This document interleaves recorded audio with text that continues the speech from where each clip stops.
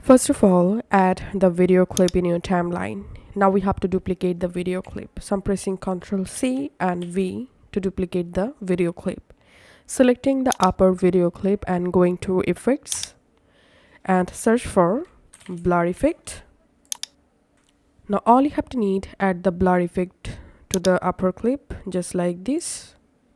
And now add the playhead at the beginning of your clip.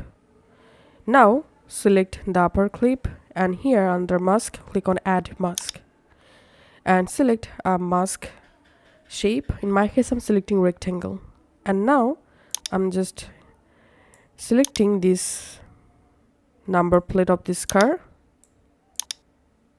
You can zoom in your video just like this. Okay, so we have to cover the number plate completely. Okay.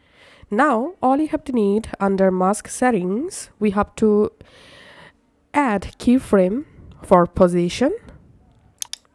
Now play the video and we have to again put the blurriness above the number plate to hide. So again play the video.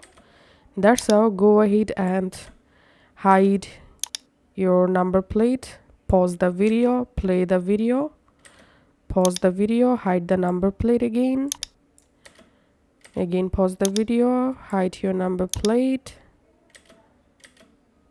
You have to do it for entire video clip.